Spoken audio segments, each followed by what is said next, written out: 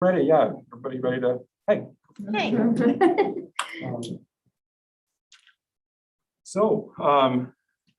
guess, yeah, Terry, if you'll give us the count in. All right, great. Thank you very much.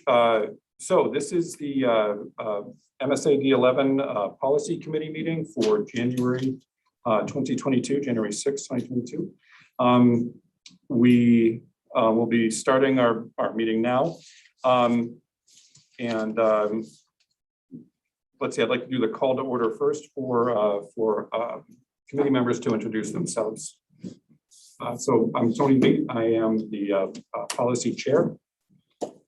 I'm Matt Marshall. Let's see. Nicole Medor. Ann Fitteroff. Teresa Garat. Just visiting Jim Lawford. Let's see. So we have our agenda in front of us. We have a robust agenda to get through. We have a request for public commentary, and because this is a public meeting and it is being, I believe we're being streamed and recorded. We have in the past allowed for some public commentary, so I'd like to ask for that now, and I'd like to keep it to about a minute if we could. So if you could step up to the podium and let's see, state name and town. Okay, Stephanie Cosbon from Pittston, and I teach in MSAD11 as an Ed Tech 2. To make this brief, you'll be discussing the dress policy this evening, and I wish I could be more eloquent. I am totally exhausted after having worked 10 hours. But a part of the dress code policy is involving the wearing of hats and hoods in the school building. And having worked for the district for many, many years, I am very much of the opinion that they're a detriment to the classroom. And I wish I had more time to go into the reasons, but the basic ones are that I spend an inordinate amount of my time walking around the classrooms asking students to take the earbuds out of their ears that the hats are covering, and both the woolen hats and the regular caps. I also have to wake students up who pull their caps down, who have fallen asleep. The hoods, they pull sideways and fall asleep as well. And then there are times that I don't know who the student is when they're walking toward me because their hat is pulled down. So it's something that upsets the motion of the classroom, and everything has to stop for a moment to address a sleepy student or one who hasn't heard the directions because they had to be repeated a few times. So that's the gist of it, and I speak for many of my colleagues who feel as I do. So thank you very much for your time and allowing me to do this in this way. Thank you. Thank you, Steph. I appreciate hearing points of view. So we will be coming to that, the dress code policy in the course of our agenda. Hopefully everybody's had a chance to review the policies, the agenda and the policies before us. And let's dive in. Yeah, I think some of these are pretty quick and they won't take a lot of conversation. So looking at policy AC, we need to add in the second paragraph familial status and workplace bullying as a cross-reference at the end of the policy. There was a change in Maine state law that requires that we add this to our policies. Questions or comments? Can you repeat that, Pat? I'm sorry, because this little kind of Policy AC. Yeah. So we need to add under the second paragraph, it's non-discrimination, equal opportunity, and affirmative action. Under that, we had to add as one of the factors that would constitute discrimination of a staff member would include familial, that's a hard word to say, status. And at the very end, we also need to add a new policy that the board has already approved, and that would be the workplace bullying policy. That a new law was passed this year that went into effect on October 18th, and we are therefore required to add this to these policies to reflect the change in the law. Thank you. You're welcome. That's loud. It won't last for long. It'll shut off. Okay, I'll try to speak up. Just turning your face made a difference. Thank you. So if you look at the next policy, ACAB, it is the exact same addition. It's in the very beginning, and this is the harassment and sexual harassment of school employees. We needed to add familial status as well, and workplace bullying policy at the end. The same holds true for the next policy, ACABR. These are the complaint procedures. So if we have a staff member who feels that they're discriminated against or harassed against, this is the process and the format that we have to follow. And so if you look on page 1, you'll see under the description of discrimination or the inclusion of description and harassment that we've included familial status. On page 2, number 9, it actually defines what that means. Okay, and that means one or more individuals who have not attained 18 years of age and are living with a parent or another person having legal custody of the individuals or the designee of the parent or other person having custody with the written permission of the parent or other person, or one or more individuals 18 years of age or older who lack the ability to meet essential requirements for physical health, safety, or self-care because the individual or individuals are unable to receive and evaluate information to make or communicate decisions. I know you could have read that yourself, but I thought for people who are watching, for us to be able to explain what that term means. Beyond those 2 pages, let's see. Let me see if there are any other changes. Just workplace bullying policy has been added at the end under a cross-reference. Any questions with those 3? Okay. Then GBEB, this is staff conduct with students. You recently reviewed this actually, so it might look very familiar to you.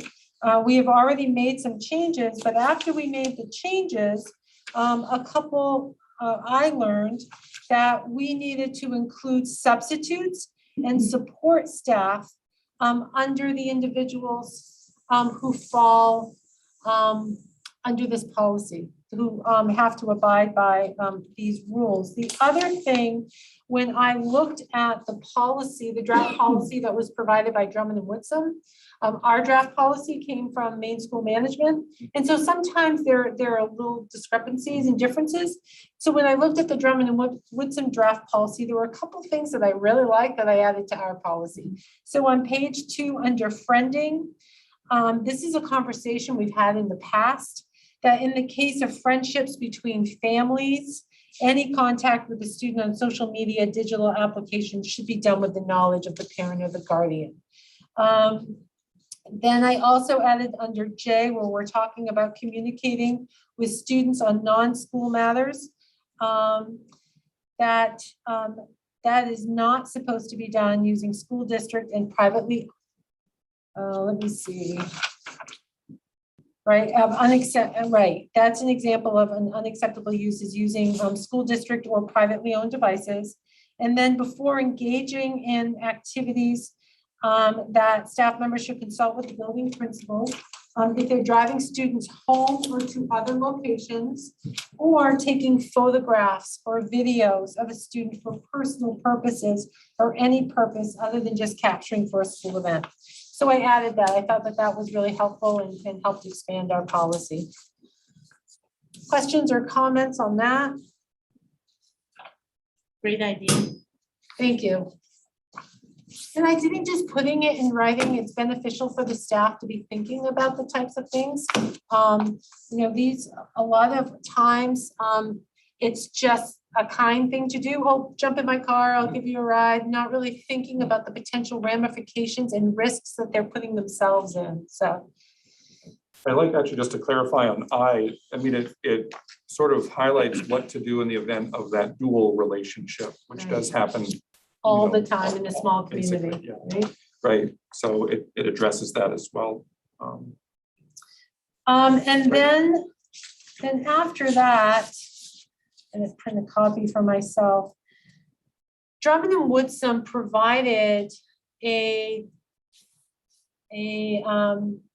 family medical leave policy called, it's a GBN. And their policy combined both the federal and the state family medical leave requirements together. We had 4 policies for that.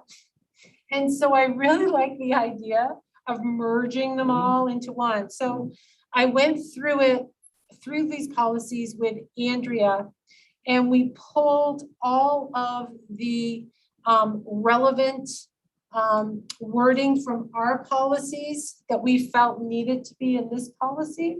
And so our recommendation is to go with the new Drummond and Woodson policy and to rescind our other 4 policies. It's going to be easier for staff and everyone else if they only had 1 policy to go through versus 4. So there was a lot of redundancy in ours. That sound okay? All right. Thank you. All right, the next one is recruiting and hiring administrative staff. One small change here.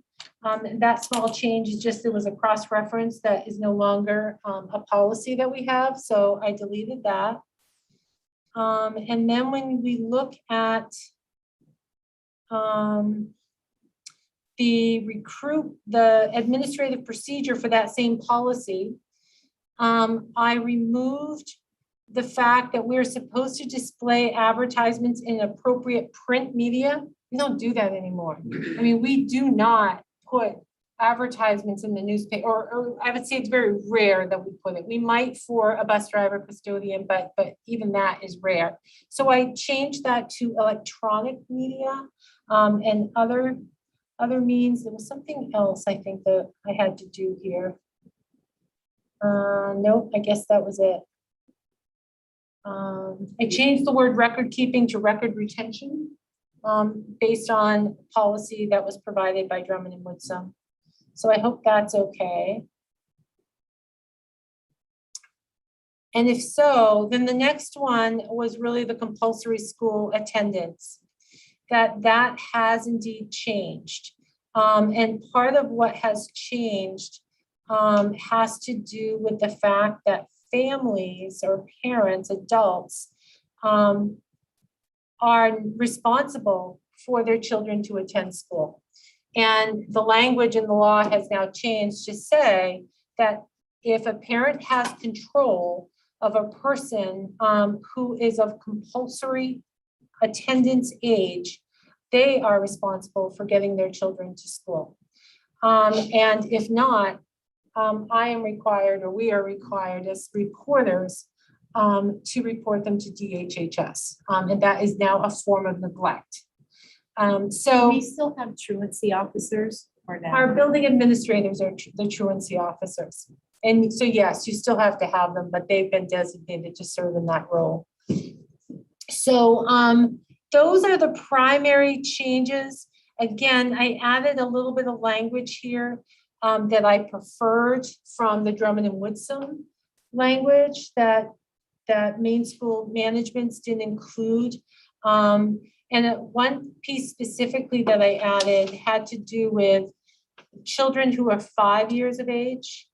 You actually have this language in another policy, but if a parent decides to enroll their child who is 5, while they are under the compulsory attendance age, they don't meet that because they're 5 versus 6.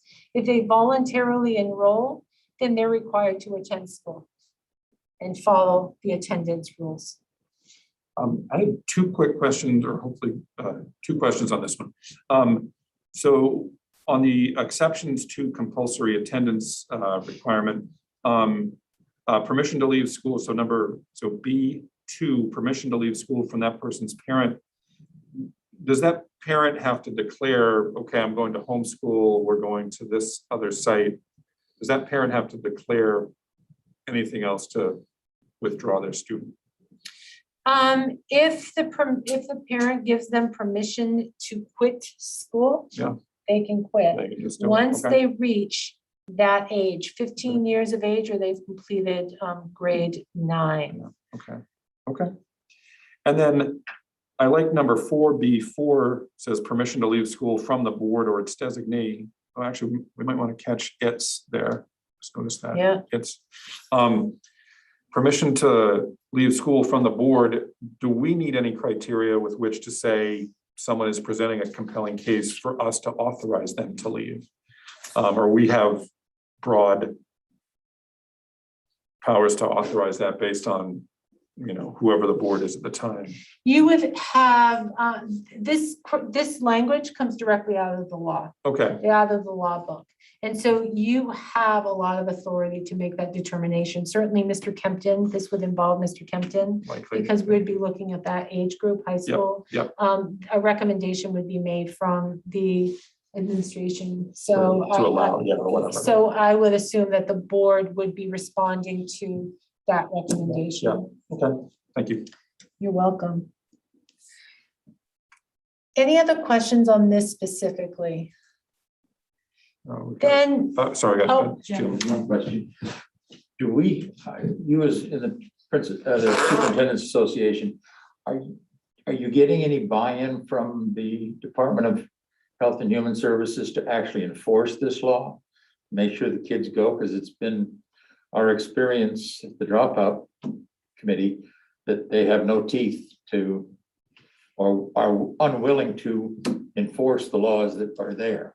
well, I think the intent of adding the language to the law was to give them some teeth. So now the law says that they're negligent. Okay, that's a basis for negligence that I think will help DHHS.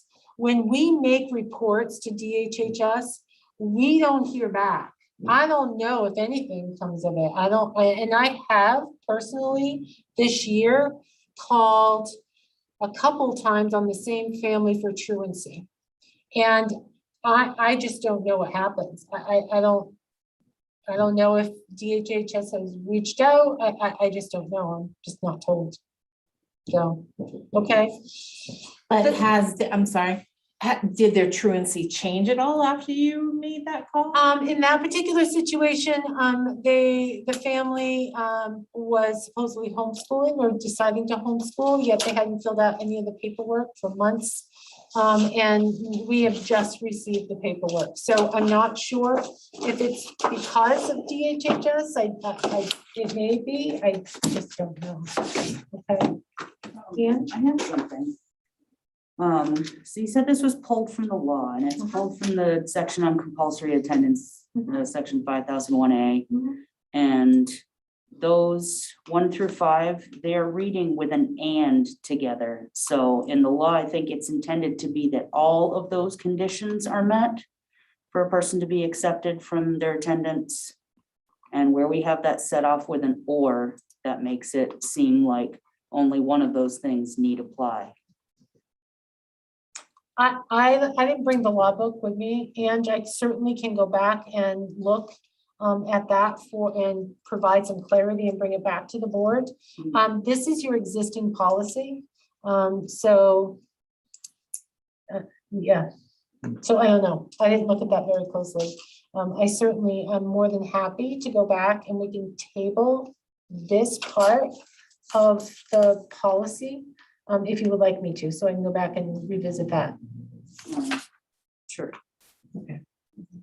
Are we on a time crunch with that? Yeah, one? but I'm not as worried about this one like I am with some of the others. Okay.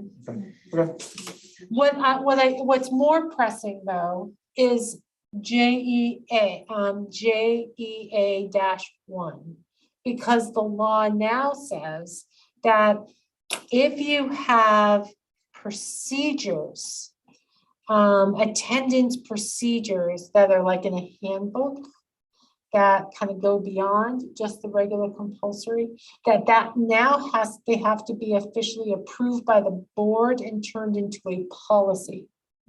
And then I have to actually send them to the Department of Education. So I communicated with all of our building administrators to look at our handbooks, our student handbooks.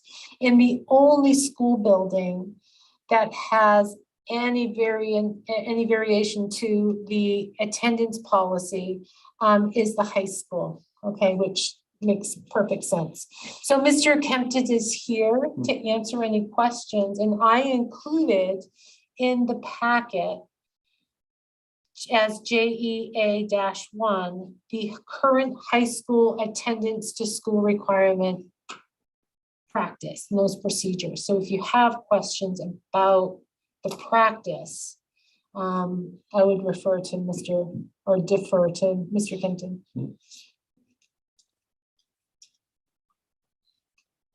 I just have a quick question.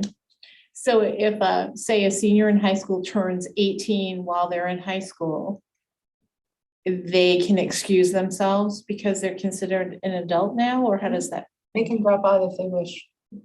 I mean, we certainly hope that that doesn't happen. The administration works really, really hard with our students not to make that happen. And students can stay in school until they're 20, or is it 22 now, under special circumstances. And we still have to provide that education. Can you come up there? Right, with an IEP, they can stay up to 22. Thank you. You're welcome. Questions about the high school attendance policy? Okay, great.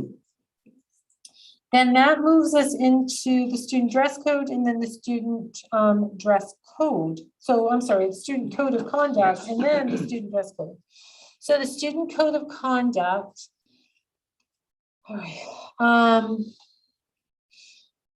The change that had to occur here, also part of the new law that went into effect on the 18th, and I think that we've talked about this at least, is that under discipline, so it's page 2 that goes on to page 3, students in grade 5 or below cannot be expelled from school unless there's a violation for the Federal Gun-Free School Act. And students in grade 5 or below may not receive an out-of-school suspension except for a couple reasons here. They violated the Federal Gun-Free School Act, or they present an imminent danger of serious physical injury to the students and others, and it's determined that less restrictive interventions would be ineffective. And then if there is an out-of-school suspension for a student in grade 5 or below, it can be no longer than 3 school days. And then the other part of that is that recess may not be withheld as a consequence for violating this code of conduct by any student enrolled in grade 5 or below, except when recess is the only time when restorative interventions can occur. And I see that there is a font change there that needs to be fixed. So, and I actually, this was Drummond and Woodson, and I really liked it. They inserted under each sections some of the policies that pertain to the language in the code of conduct in that section. And I followed suit. I thought, given that it's a code of conduct for students and families, I thought it would be really helpful for them to know which policies to refer to should there be a violation of this particular policy.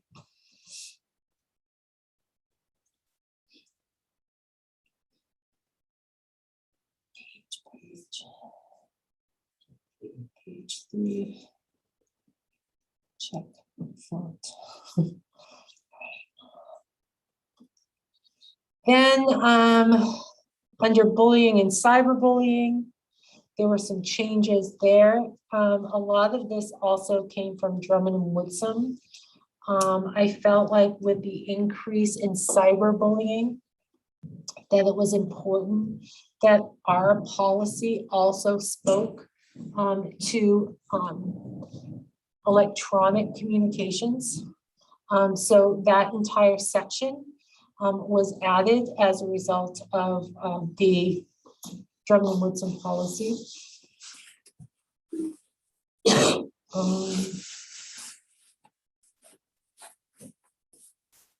I think that's it. So questions?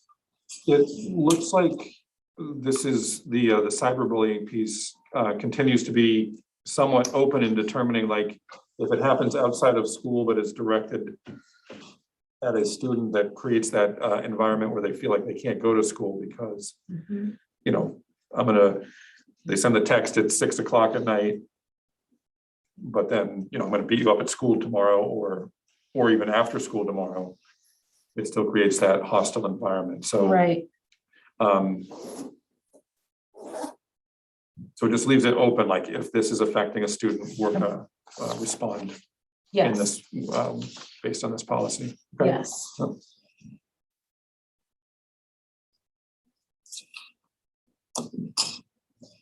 Questions, comments? I think it's a good change. Keeping up with the times, I think it's really good. All right, then Excuse me. the next one is the student dress code. And so this is complete revamp from what we currently have. Mr. Kempton worked with students, worked with staff to rewrite this particular policy to make it a little more, again, relevant for the times, right? Because it was obsolete. I know Mr. Kempton then shared it with all of the building administrators to get input, because this is not a high school policy. This is a school district policy. And so, Mr. Kempton, is there anything that you want to share, again, at the podium so that folks from home can see you and hear you? And maybe, Mr. Kempton, you wouldn't mind addressing the question that was raised about headwear?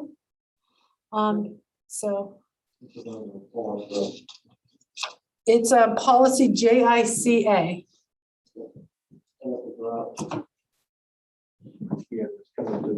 Yeah, and I intentionally kept the questions at the bottom, those additional notes.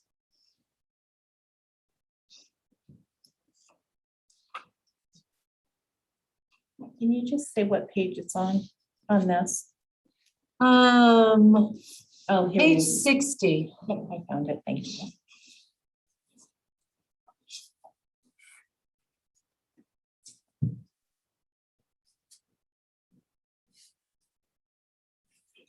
Yeah, go ahead. So the big ticket items with the kids at the high school, there's a couple things. Baseball hats are a popular thing to wear, and winter hats are a popular thing to wear. And that's, doesn't matter, you know, if it's boys or girls or whatever. It's a fashion type things. Some of the kids say that's who I am. You know, it's part of me, as being part of my identity is that, you know, I'm a Ford hat, and I'm a Ford kid, and I like Ford trucks, and so I wear all my Ford stuff. So they were asking, and it's been an ongoing thing where in the policy specifically says no hats to be worn. And so I've talked about that a lot with the kids, and initially the reasons why it's been in there, at least my understanding is that it conceals the eyes. So if you have headwear that conceals the eyes, if somebody is under the influence, it's more difficult to see the eyes, and if they're dilated and so forth. It's more difficult to identify the person you know, without cameras, with cameras, etc. And it was also a piece where a respect piece where people would take their hats off when they come inside of a building. And this policy was created in 1975, I think. And it's been processed along the way, but kids were just voicing their opinions about being able to wear baseball caps and winter hats. And with the hat piece in there, it was not something that we can allow. So it's a constant, please take your hat off, please take your hat off, please take your hat off, with a population of our kids. And so one of the things that we put in here is it took out the word hat and made it headwear that covers or conceals the face, partially or fully conceals the face. So we want to make sure that we keep the ability to identify somebody if we need to. Wearing a winter hat doesn't really conceal anybody's identity. And wearing a baseball cap that's, like a Boston Red Sox hat or whatever, doesn't really conceal somebody's identity.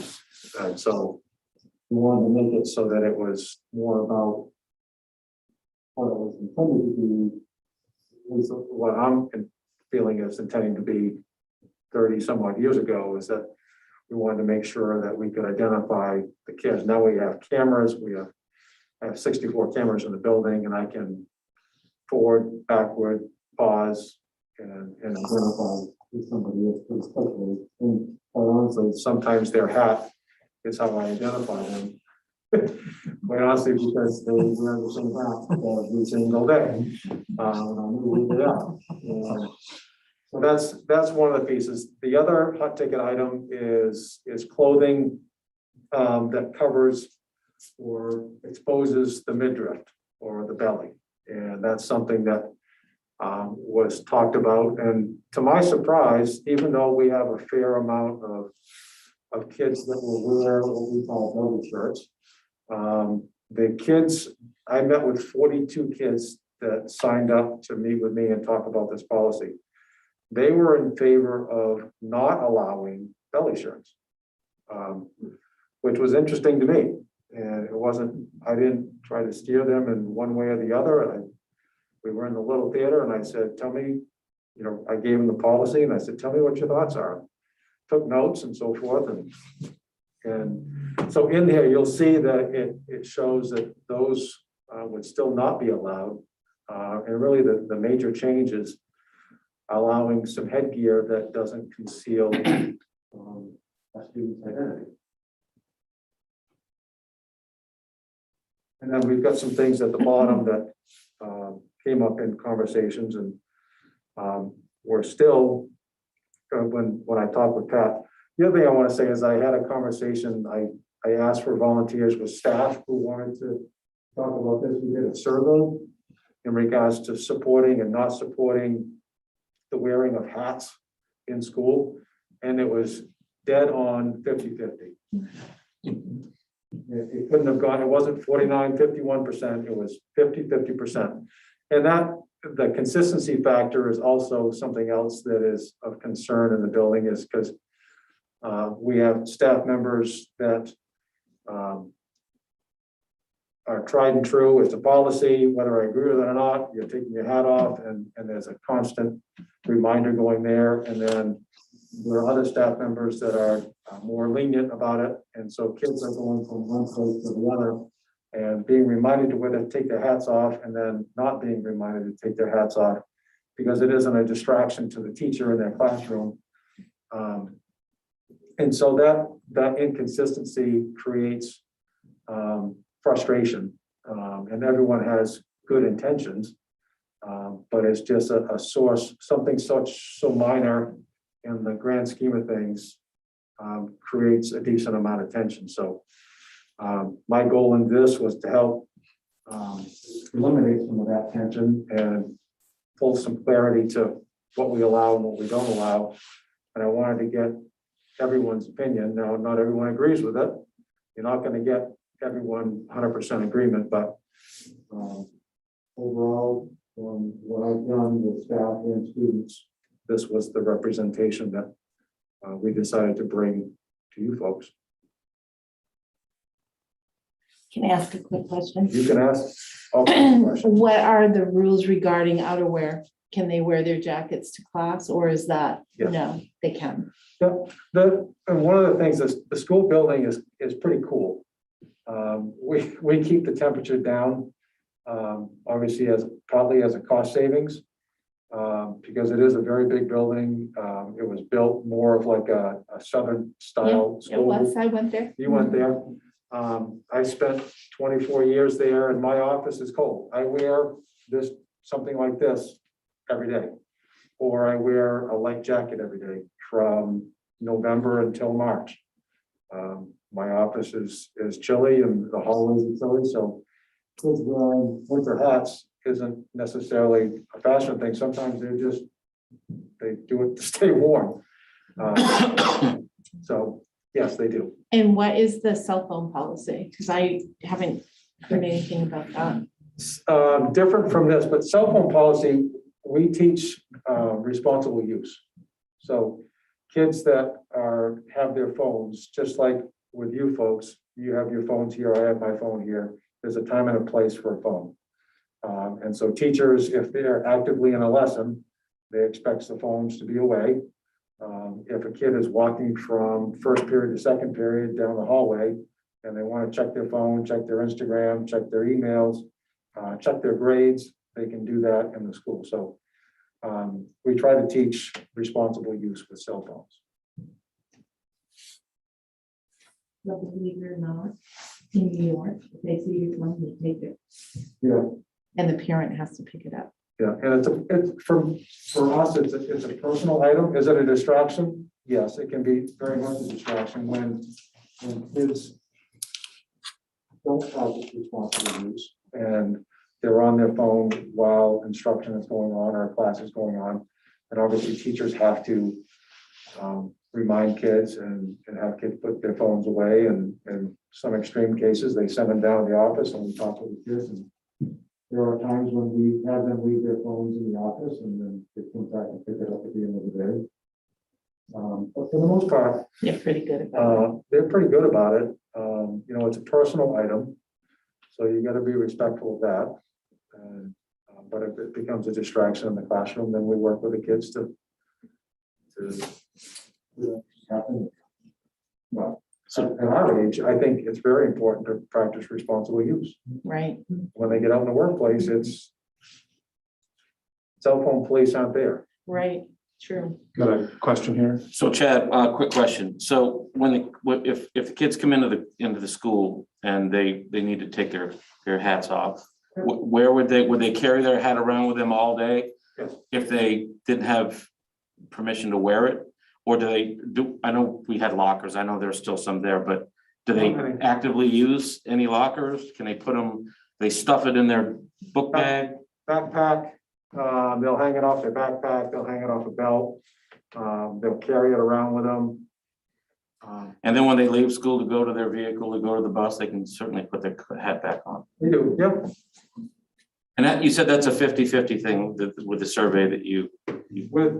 With staff, it was dead on 50-50. She mentioned earbuds. Hats, I'm assuming that they're wearing earbuds with stocking caps. Knit hat. Knit hats, yeah. Sometimes, or they're just wearing earbuds. Anyway, I mean, with the onset of technology now, with the, I don't have a pair, so. The AirPods. The wireless AirPods, it's this little thing that you put in your ear, and kind of like the Secret Service folks. Yeah. And that's, Alan's here, Alan's a classroom teacher, so he can tell you far better than I can of the distraction and struggles with that, but that's part of what we're living in for a society, is that is something that is out there, whether they're listening to music or not. I see a lot of kids wearing one, so they can hear the world around them, but they've also got an AirPod in if they choose to listen to music. Yeah, We I'm don't kind have policy against that. I'm of the opinion that anything that's brought into the classroom that creates a distraction for the teacher or other students, we really need to take a hard look at that, because I just don't think there's a place for it. It's a ball cap. Take it off, carry it around, put it on your backpack. If you're a Ford guy, great. That's great, but wear it outside of school. Military guy, 23 years, we wear covers outside all the time. The minute we walk through the door, we take it off. And trust me, you'll get yelled at if you don't. So I just think it's one of those things. If it's a distraction, and it appears it could be, then I think that there's no place for that personally. But everybody has their opinion. I agree with you. And I think it also shows a sign of respect. a Old degree. school, Mr. Bergoli days, that would not happen in his days. But I agree. Jed, how are hoodies addressed in this situation? Kids with hoods on. It depends on the situation. If it's cold and kids are cold, and then that's not something that we address. If it's 90 degrees out, someone got a hoodie on, then we have a conversation with them, but the hoods, sweatshirts and hoods aren't really something that we address. But the hood would count as headwear. And the way the wording is, or not necessarily? No, the biggest concern that I have is covering the face so that I can't Yeah. identify who a kid is. Yeah, I get that. Especially with the mask, and then they have a hood and they pull that down The and, masks cover up the face more than anything else. right. Right now, if 3/4 of your face is covered with these I masks, had to. so. Then you put a baseball cap You on you and, put a kid without a mask on, I don't know who they are anymore. Really, to me, it was like Yeah, going on 2 years, and right? so. I mean, I see all the kids when they come into the building in the morning and they're putting their masks on as they come through the door. For the kids that drive, the kids that come in off the bus already have their masks on, but kids that take their own vehicles, they wait till the very end to, and then they grab one of the disposable masks and they put them on and saying hi and good morning and whatever, and well, so this policy does allow for some headwear, as long as it's not concealing identity, Yeah. basically. And obviously masks are a separate set. It's different right now. I feel like that's a good balancing act, Yeah, really, yeah. because it gives, kids the opportunity to wear what they want and makes them comfortable. And, also like sometimes hats have other things. Maybe kids feel like they don't want their hair exposed for one reason or another. So to have that available to them as something that they wear, but also preserving the right of teachers to be like, you need to lift your hat up and pay attention. I feel like that's a good balance. Yeah. Right, the teachers still have some agency here, right, to be able to say, yeah, take that, that covers too much or something, let's, move that. I mean, that is an adjustment that could be made as far as whether a kid is in a classroom or in the hallway. And you could make that adjustment in there that hats are taken off in the classroom, but in the hallway, if they want to wear it from math class to English class, then you could make that adjustment here. And I think that's why you have the first reading here and then a second reading and so forth, as to flush this out. Something that you just said, to your point, I think it would be, I suppose, reasonable if you want to give some concession in between classes, just like the phone, right? Wear it if you want, but when you come into class and you sit down, take your hat off and put it underneath your desk or whatever, or wherever in your book bag. But you're out, you go out on open school, you leave, you do your thing.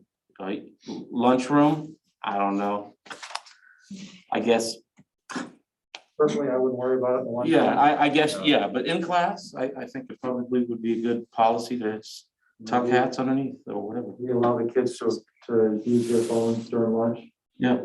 It's their time, it's downtime, it's a time to decompress and get on social media or whatever it is that they want to do. It would frustrate me if I was a teacher and I looked and I had 3 people in class, 3 students, and they had earbuds in. It would just, the visual bothers me. They may not have something going Bluetooth. They may not have, they may not be up to anything, but it's just the visual kind of bothers me a little bit. I don't know if I'm the only one. No, I agree with Seems like that. there's on and off. I feel like Yeah. it's disrespectful to the teacher. If you're teaching and you have that in. I hear the concern about the earbuds, although I do want to point out if someone has longer hair, they can also tuck it in there. So it's, I get that it can be concealed under a hoodie. Is that under a separate policy? Or is, Nothing, I don't think it, There's hearing no nothing really. policy on that. There's no policy on that. There's a separate policy on cell phones. And so maybe, Mr. Kempton, it's exploring the use of technology. And maybe there's something that could be tied to the cell phone policy that we could look at and discuss. Some of the cell phones, like with the math classes, some of the math teachers will have the kids use their cell phones. Because it's not just a phone anymore. It's a mini computer. So they can do classwork and coursework on their phones. If you've ever done a Kahoot, for example, something that the teachers will do as a formative assessment, and they'll run a Kahoot, and all the kids get their phones out, and they play Kahoot through their phones. And it's a pretty interactive, and it's a pretty popular activity that the teachers do. And there's a couple new versions of it that one I saw just before break, but I can't remember the name of it. It's a new version of the Kahoot is. I do cheat like a madman. Up in the language department, they were doing, an activity, and kids loved it. And everyone participated. You get great feedback as to how much they know and how much they don't know. But that's again, responsible use. Yep. Good use of technology. So the blanket say, put your phone away. So you can't have phones in a classroom. In today's day and age isn't necessarily the same as it was. It isn't the same as it was 10 years ago. Going back to the comments about earphones, I think it would be good to recognize that we have a lot of neurodiversity amongst our kids, and that some will study really, really well while listening to music, or just having some sort of barrier for ambient sounds. Like, it's not necessarily that somebody is choosing to zone out, but that might be an integral part of their day. So this is what I would have done as a kid back in the day if I had that technology. You're devious though. Right. I would have done a note to myself that continually played on the topic that I'm taking the test on. And I would have it on low, and I would be like, oh, okay, yeah. Kids could do that. I'm not saying they are, but I mean, I bet you it's been done. There's no doubt in my mind, out of thousands of students we've had go through here over the last 3 or 4 years, it's been done, guaranteed. Over the past couple of years, with us being remote, it's been. Oh, yeah. Well, you understand where I'm coming from, though. I mean, there's all kinds of ways. I hear that. We're coming back to the tech Yeah. side. So versus the- what I've got for a note here is that that's not to be worn in classrooms as an adjustment. It's a suggestion. I'm just one guy. I'm hearing the. I'm not sure. I guess I would want kind of a thumbs up, thumbs down, because I've heard a couple people say that that's what they support, but I'm not certain that it's the majority. So I would want some direction. I mean, do folks want that proposal of not wearing them in the classroom, but wearing them in a hallway, cafeteria would be okay? If you could say thumbs up if that's what you support. Okay, I see 1 thumbs down, 2 Yeah. thumbs down. I'm split. Talk about 50-50. Yeah, I mean, I'm an all or nothing, like it's a school-wide policy or not necessarily a here or there. With that said, I totally get my own kids in the middle school talk about this all the time. So-and-so can do such and such, but I can't wear my hoodie, so I feel that. But I also totally 100% get the respect thing, like, I'm totally split on this. So I'm looking at the time Yeah. and we're about out of time. Mr. Kempton, I mean, we waited this long. What if we roll this over into next month? Have people think about it a little bit more. Mr. Kempton, we can come up with some alternative language so that we can share with you, so that you can then ultimately make a decision. You need to do your research, right? And search in your soul, right? Decide what you want. We can also look, Mr. Kempton, at our electronic policy, our cell phone policy. I'm sorry, Pat, I don't think the proposal was unreasonable. We actually met halfway. Right. I mean, So you're okay with the way it's written? I'm okay with what a few of us have talked about. In the hallway, wearing You know, in the transit areas, but not in the classroom. Correct, but I'm seeing Ange and Tony saying, no, they're not in support of that, which is why I'm saying, and Nicole's on the fence. And that's why I'm saying maybe roll over and continue Yeah. discussing it further at the next meeting. Yeah, I just wanted to make a point. Yeah. And that, my other recommendation is because there's been a lot of conversation about earbuds and all of that we could take a look at our cell phone policy. Maybe we make it more of a technology policy, not specific to cell phones, maybe.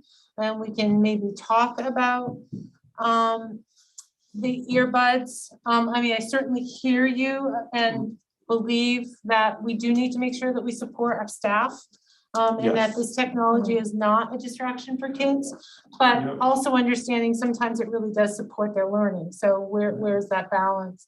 And we can bring something back and continue this conversation next month. I know Jim had a question too. Isn't this going to be brought before the full board for a final approval? Yes, eventually there has to be a 'Cause I first know reading and a second reading.